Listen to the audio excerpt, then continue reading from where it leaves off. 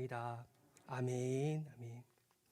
우리 앞뒤 좌우 네 분 이상에게 이렇게 인사하겠습니다. 새해 하나님이 주시는 복 많이 받으시기 바랍니다. 새해 하나님이 주시는 복 많이 받으시기 바랍니다. 사랑하는 성도 여러분, 여러분은 새해 어떤 복을 받고 싶으십니까? 혹시 건강의 복 받고 싶으십니까? 아멘. 크게 나올 줄 알았습니다. 경제적으로 어려운 시기에 물질의 복 받고 싶으신가요? 네, 맞습니다. 여러분이 계획한 모든 일들이 다 잘 되는 형통의 복 받고 싶으십니까? 아멘입니다.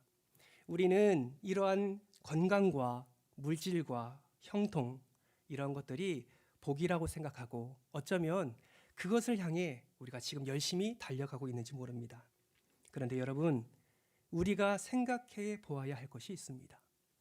그것이 무엇이냐면, 과연 우리가 생각하고 있는 이 복들이 진짜 복일까 하는 생각입니다. 여러분, 건강과 물질의 부요함, 형통의 삶을 사는 것 진짜 복 맞습니까? 네, 감사합니다. 아멘입니다. 복 맞습니다. 하나님이 주시는 복 맞습니다. 이것은 정말 우리의 삶에 필요한 것이고, 이러한 것들로 우리의 삶의 만족과 행복을 느끼기 때문에 이것 또한 우리에게 복이 됩니다. 그러나 여러분, 이러한 것들이 절대적이지는 않습니다. 오히려 이러한 것들로 인해 불행을 겪는 일들도 너무나 많이 보게 됩니다. 그렇다면 여러분, 진짜 복은 무엇일까요? 하나님께서 우리를 사랑하시기 때문에 우리에게 복을 주시기를 원하시는데, 그렇다면 하나님이 우리에게 주시고자 하는 그 복은 과연 무엇일까요?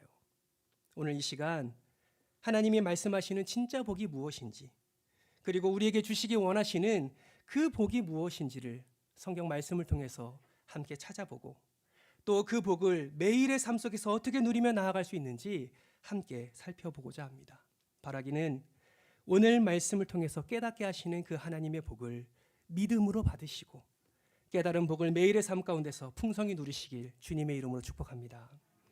그렇다면 먼저 하나님이 우리에게 주시고자 하는 진짜 복은 무엇일까요?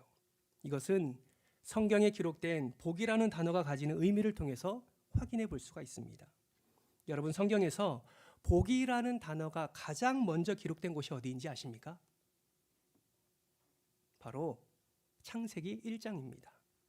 하나님은 온 만물을 창조하시고 그 피조물에 복을 주십니다. 특별히 창세기 1장 28절의 말씀을 보면 하나님이 그들에게 복을 주시며 하나님이 그들에게 이르시되 라고 말씀합니다. 여기서 말하는 그들은 사람을 의미하는 것이죠. 하나님께서 사람에게 복을 주셨다라는 것입니다. 그런데 여기서 사용하는 복은 히브리어로 바라크라는 단어를 사용하는데요.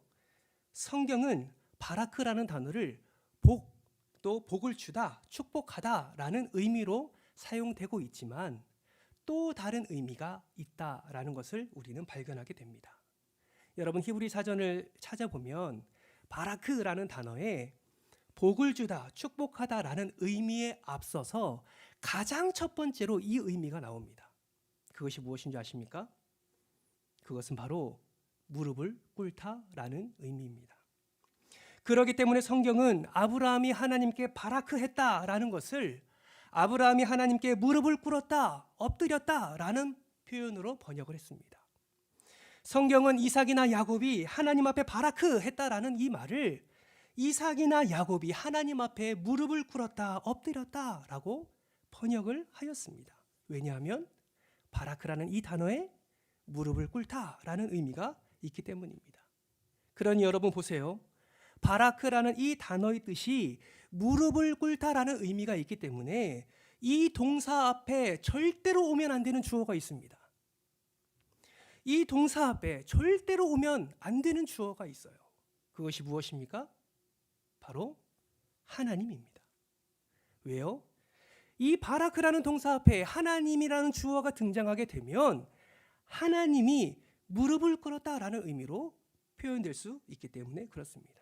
그러기에 이 동사는 굉장히 조심스럽게 써야 되는 것이죠. 그러니까 창세기 1장 28절 말씀에 하나님이 그들에게 복을 주시며 하나님이 그들에게 이르시되 라는 말을 문자 그대로 번역한다면 하나님께서 그들에게 무릎을 꿇으시며 말씀하시되라고 우리는 이해할 수가 있습니다. 여러분, 하나님이 무릎을 꿇으셨다, 이게 이해가 되십니까? 이해가 안 되죠. 어떻게 전능하신 하나님이 피조물 앞에 무릎을 꿇겠습니까? 그래서 그것을 표현할 방법이 없어서 복으로 표현한 것입니다. 사랑하는 성도 여러분, 하나님이 왜 피조물, 특별히 하나님의 형상으로 만들어진 사람 앞에 무릎을 꿇으며 말씀하실까요? 뭔가 부족해서 무릎을 꿇으셨습니까? 아닙니다.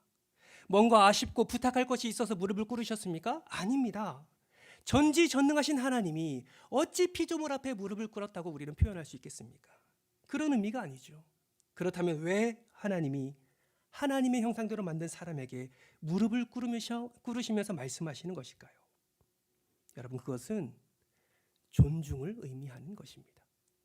창조주가 피조물을 존중하는 것입니다. 여러분, 우리가 뭘 한다고 하나님이 우리를 존중하십니까?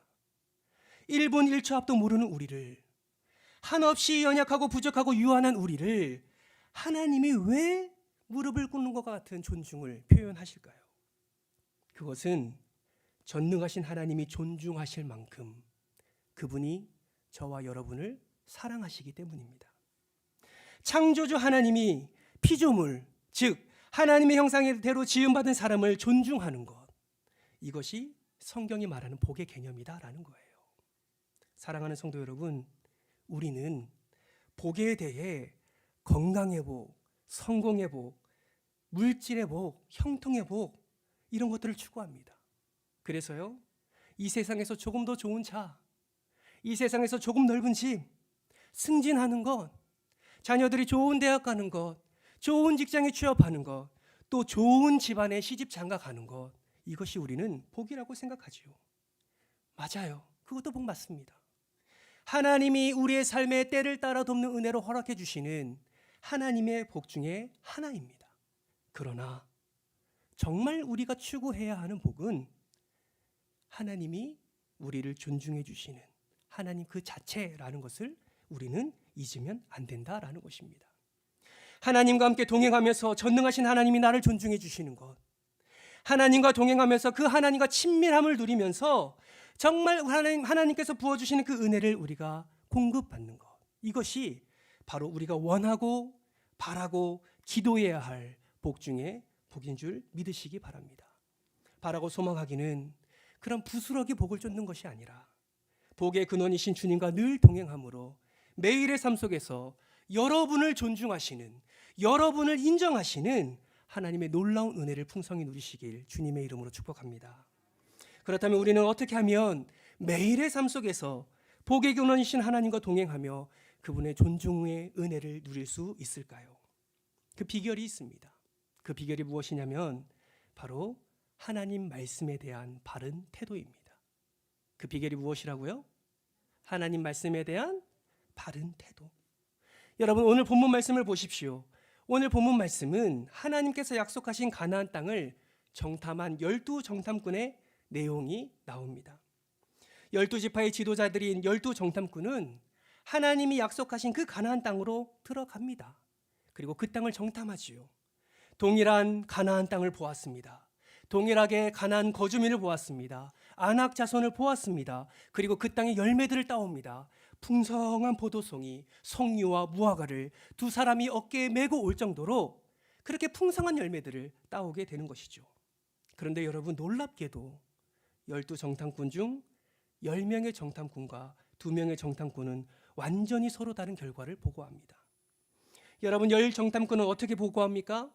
민수기 13장 27절 말씀에 이렇게 말씀합니다. 과연 그 땅은 젖과 꿀이 흐르는 땅이었습니다. 그러면서 따온 열매를 내놓는 거예요. 하나님이 약속하신 대로 그 땅은 정말 좋은 땅이었습니다. 그러면서 하나님이 말씀하신 그 땅을 인정하였습니다. 그런데요, 그 바로 다음 절 28절 말씀에 보면 그 땅에 대한 악평을 쏟아냅니다. 그러나 그 땅은 거주민이 강합니다. 그러나 그 성읍은 너무 견고합니다. 그러나 그 땅에 아낙 자손을 보았습니다. 그들에 비하면 우리는 메뚜기와 같습니다 라고 말하면서 그 땅에 대한 악평을 쏟아내는 것이죠. 하나님이 약속하신 가나안은 과연 젖과 꿀이 흐르는 땅이었지만 현실은 들어가면 다 죽는다라는 것이었습니다. 그러나 열 정탐꾼의 말을 조용히 듣고 있던 두 정탐꾼 여호수아와 갈렙은 어떻게 말합니까? 민수기 13장 30절에 그들은 이렇게 말합니다. 우리가 곧 올라가서 그 땅을 취하자 능히 이기리라. 민수기 14장 9절 말씀에는 이렇게 말씀합니다. 그 땅 백성을 두려워하지 말라. 그들은 우리의 먹이라 라고 선포합니다. 여러분, 12정탐꾼은 똑같은 하나님의 백성입니다. 한 지파의 지도자들이었습니다. 여러분, 한 지파의 공동체 지도자를 뽑을 때 아무나 뽑습니까? 그렇지 않습니다. 공동체의 비전을 향해 리더십을 가지고 잘 이끌 사람, 지성과 인성과 덕을 갖춘 그런 자를 지도자로 뽑지 않겠습니까? 이스라엘 지파는 하나님이 세우신 지파입니다. 그 지파의 지도자라면 하나님을 신뢰하며 하나님의 말씀에 순종하며 하나님이 기뻐하시도록 공동체를 이끌 그런 지도자 뽑지 않겠습니까? 분명 12명의 지도자는 하나님의 은혜를 경험한 자들이었습니다. 그런데 그들의 반응은 어떻습니까? 너무 다릅니다. 똑같은 땅을 보았고 똑같은 거주민과 안악자손을 보았고 똑같은 열매를 따왔습니다. 그런데 그들의 말하는 결과는 정반대인 것입니다. 여러분, 무엇의 차이가 결과의 차이를 만들었을까요? 바로 하나님의 말씀을 대한 태도의 차이가 결과의 차이를 만드는 것입니다. 사랑하는 성도 여러분, 태도가 뭐길래 태도에 따라 결과의 차이가 나는 것일까요? 태도에 관하여라는 책에는 태도에 대해 이렇게 정의를 하고 있습니다. 우리 같이 한번 읽어볼까요? 시작. 태도란 어떻게라는 살아가는 방식과 가치관의 문제로 그 사람을 가장 그 사람답게 만드는 고유자산이다. 무슨 말입니까? 태도는 살아가는 방식과 가치관에 따라 사람의 고유자산, 즉 말과 표정과 행동으로 나타나는 것이 바로 태도다라는 것입니다. 이러한 관점에서 봤었을 때 열 정탐꾼은 어떤 태도를 갖고 있었습니까? 그들은 하나님에 대한 믿음은 있었습니다. 그러나 그 믿음이 100%가 아니었다는 것입니다. 하나님의 백성이라는 테두리 안에는 있었지만 그들의 말과 표정과 행동에서는 하나님의 방식과 가치관이 아닌 자신만의 삶의 방식과 가치관이 나타나 있었다라는 것이죠.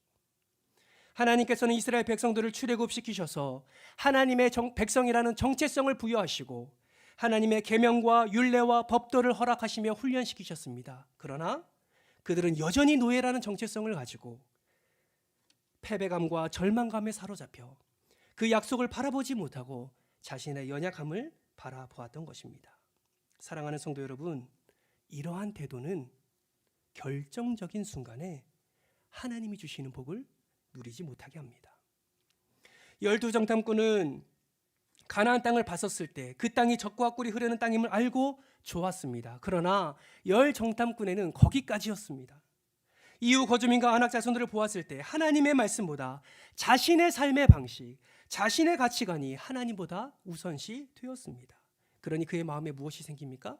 두려움이 생기는 거예요. 안악 자손을 보았을 때 두려움이 생기는 겁니다. 메뚜기같이 생각하는 것입니다, 자신을.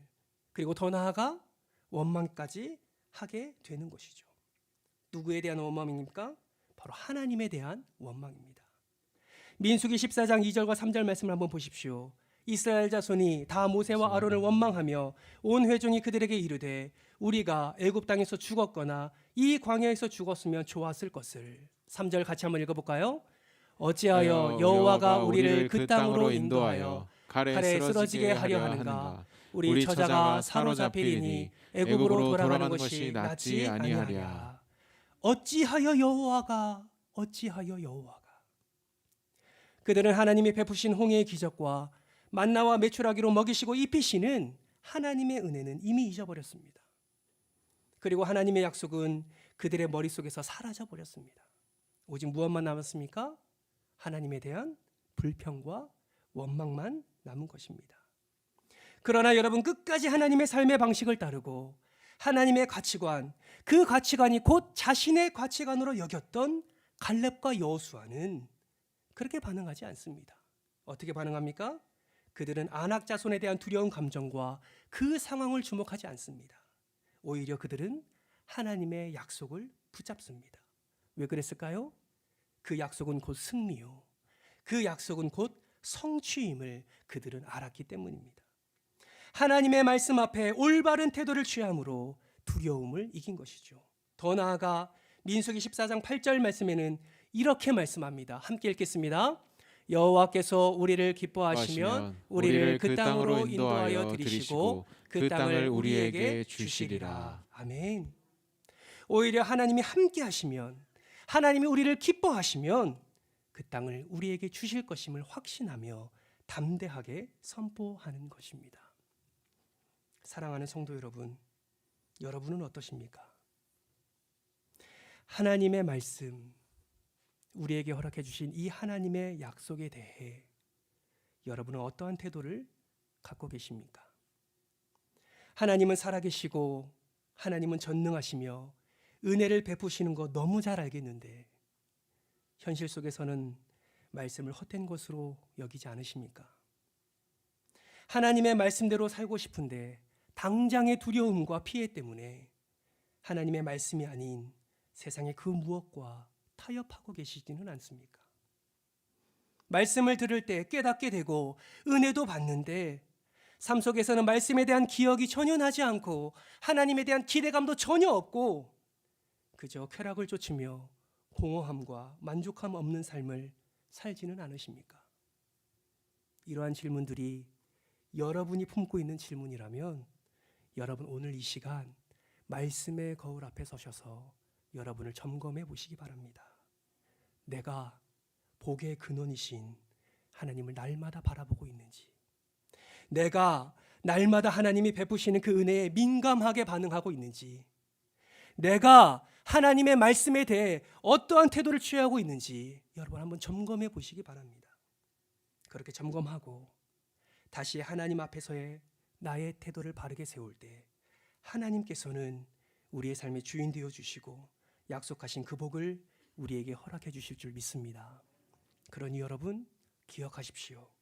세상의 어떤 복과도 비교할 수 없는 복이 하나님이심을 믿는다면, 이 땅에 가장 최고로 가치 있는 복이 전능하신 하나님이 나를 존중하고 인정해 주심을 믿으신다면 여러분도 전능하신 하나님의 말씀을 존중하시고 인정하시기를 주님의 이름으로 축복합니다. 그렇다면 어떻게 하면 하나님 말씀 앞에 여호수아와 갈렙처럼 바른 태도를 가질 수 있을까요? 첫 번째, 따라합니다. 하나님의 약속을 기억하는 태도입니다. 기억하는 태도입니다. 네, 하나님의 약속을 기억하는 태도입니다. 여러분, 하나님께서 12지파의 지도자들을 가나안 땅에 정탐하게 하신 이유가 무엇일까요? 그 땅에 포도송이 따오라고 보내셨겠습니까? 그 땅에 성류와 무화과 따오라고 그곳에 보내셨겠습니까? 아니죠. 하나님이 그들을 그 땅에 보내신 이유는 하나님의 약속을 직접 보라고 그 땅에 보내셨습니다. 내가 너에게 약속한 것이 무엇이냐? 바로 젖과 꿀이 흐르는 가나안 땅 아니냐?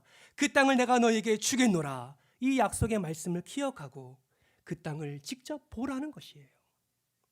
여러분, 정상적인 하나님의 사람이라면 그 땅을 보았을 때 가장 먼저 무엇을 고백해야 될까요? 여러분, 감사를 고백해야 되지 않겠습니까? 왜요? 진짜 젖과 꿀이 흐르는 땅이잖아요. 하나님이 말씀하신 대로 진짜 젖과 꿀이 흐르는 땅이잖아요.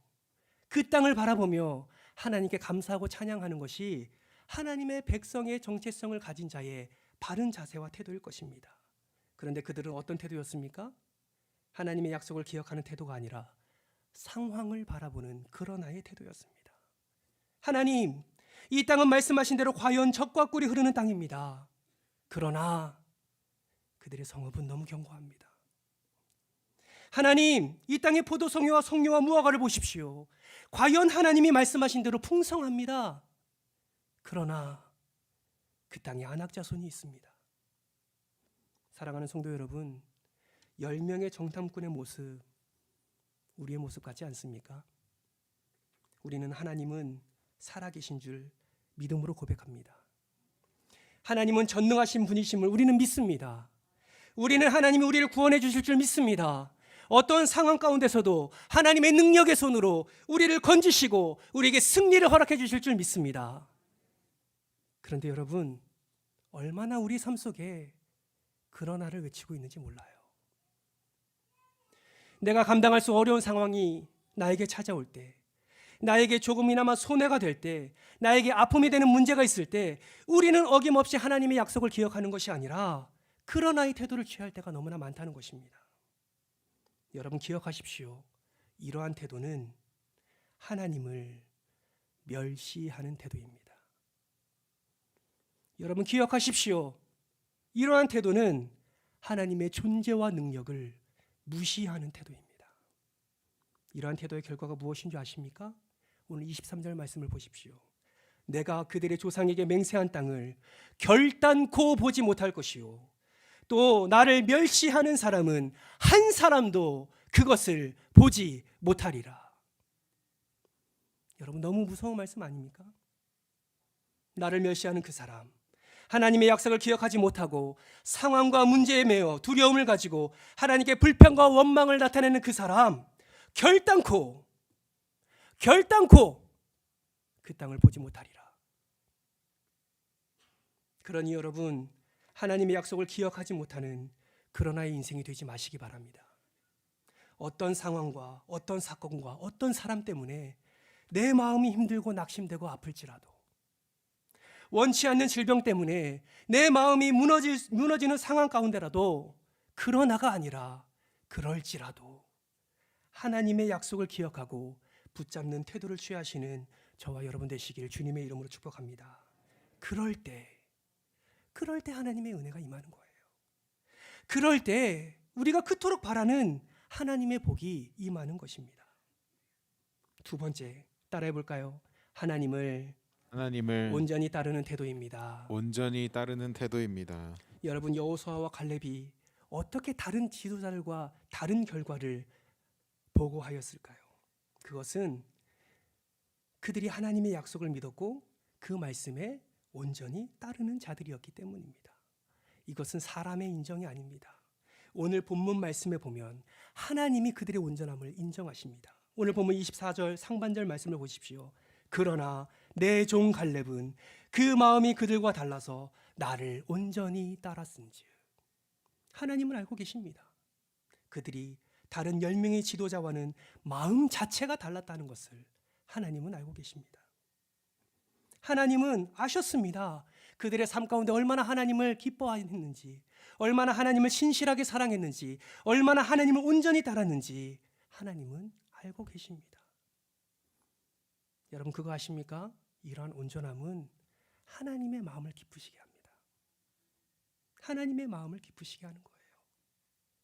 하나님의 마음이 기쁘실 때 하나님은 여호수아와 갈렙에게 어떠한 약속을 해주십니까? 우리 24절 하반절 말씀을 우리 한 목소리로 읽겠습니다. 시작. 그가 갔던 땅으로 내가 그를 인도하여 드리리니 그의 자손이 그 땅을 차지하리라. 아멘. 그의 자손이 그 땅을 차지하리라. 이것이 여러분의 복이 되기를 주님의 이름으로 축복합니다. 사랑하는 성도 여러분, 이 하나님의 약속이 성취되었습니까? 성취되지 않았습니까? 성취되었습니다. 하나님의 약속을 기억하지 않고 그러나의 불신앙의 태도를 보인 그들과는 달리 여호수아와 갈렙은 가나안 땅을 밟았습니다. 그리고 정탐케 하신 그 지역을 갈렙이 소유하게 되었습니다. 왜요? 온전히 따른, 하나님의 말씀을 온전히 따른 그들의 태도가 하나님의 축복을 받는 그릇이 되었기 때문입니다. 사랑하는 성도 여러분, 우리 하나님은 약속을 신실하게 성취하시는 분이십니다. 약속을 성실하게 성취하시는 분이세요. 바라고 소망하기는 여호수아와 갈렙에게 임한 이 축복이 저와 여러분의 삶 2023년도 이 한 해 동안에 풍성히 부어지기를 주님의 이름으로 축복합니다. 그러니 여러분, 세상의 안악자손을 두려워하지 마세요. 여러분을 넘어뜨리려 하는 그 세상의 안악자손을 두려워하지 마십시오. 정말 우리가 두려워할 대상은 누군지 아십니까? 하나님입니다.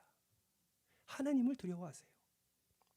하나님의 말씀이 진리임을 믿고 하나님의 말씀이 능력임을 믿고 하나님의 말씀을 온전히 따르는 우리가 되어서 그 두려움이 감사함으로, 그 두려움이 기쁨으로, 그 두려움이 승리로 경험되어지는 은혜가 있기를 주님의 이름으로 축복합니다. 그런 의미에서 우리 앞뒤 좌우 우리 계신 분에게 이렇게 한번 축복해 볼까요? 어떠한 상황 속에서도 하나님의 약속을 기억합시다. 우리 축복하겠습니다. 한 번 더 축복할까요? 하나님을 온전히 따르는 태도가 축복을 받는 그릇입니다. 그런 그릇 되시길 주님의 이름으로 축복합니다. 말씀을 정리합니다. 사랑하는 성도 여러분, 2023년도 어떻게 사시겠습니까?